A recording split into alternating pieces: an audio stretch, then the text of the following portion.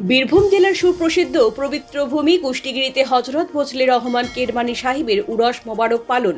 হযরত Syed Shah Mohammad Fazle Rahman Kermani এর পঞ্চম বাৎসরিক উরস মোবারক প্রতি বছরের মতো এই বছরও সাড়ম্বরে কুষ্টিগিরি দরগাহ শরীফের খানকাহে কেরমানিয়ায় অজস্র মানুষের সমাগমে পালিত হয় যথাযোগ্য মর্যাদায়। উল্লেখ্য, তিনি ছিলেন কুষ্টিগিরি দরগাহ শরীফের প্রতিষ্ঠাতা পীর হযরত সাইয়েদেনা শাহ আব্দুল্লাহ কেরমানি এর ১৪তম বংশধর তথা তার স্থলাভিষিক্ত মোতাওয়াল্লি ও সাজ্জা দানেশীল।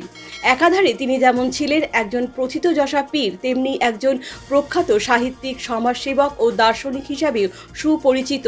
স্থানীয় মানুষ সহ পশ্চিমবঙ্গের বীরভূম, পূর্ব ও পশ্চিম বর্ধমান, মুর্শিদাবাদ, বাঁকুড়া, পুরুলিয়া, হুগলি, দক্ষিণ চব্বিশ পরগনা, কলকাতা প্রভৃতি জেলার পাশাপাশি ঝাড়খণ্ডের দেওঘর, দুমকা ও জামতারা জেলা থেকেও তার অসংখ্য মুরিদ ভক্তরা এই অনুষ্ঠানে যোগদান করেন। তারা সকাল ৮টায় সমবেত কলমা পাঠ করেন।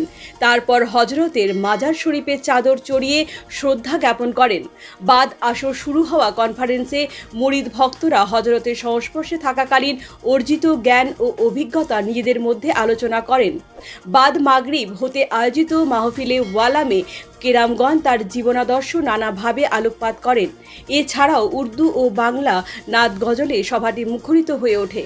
পরিশেষে এই সমগ্র আয়োজনের আবাহক তথা কুষ্টিগিরি দরগাহ শরীফের বর্তমান মোতাওয়াল্লি ও সাজ্জা দানেশীল হযরত সৈয়দ শাহ মোহাম্মদ হাফিজুর রহমান কেরমানি সাহিব তার সুচিন্তিত বক্তব্য রাখেন এবং বিশ্বের সকল নরনারীর মঙ্গল কামনায় দোয়া প্রার্থনা করে সভার সমাপ্তি ঘোষণা করেন।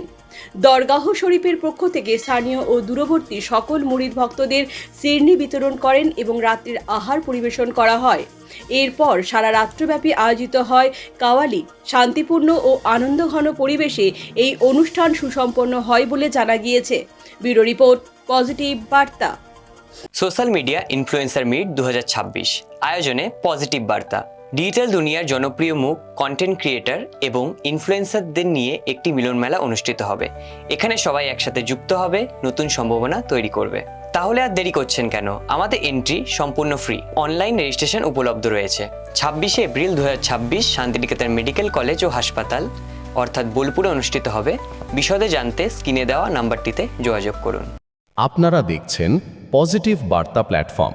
Think positive, be positive.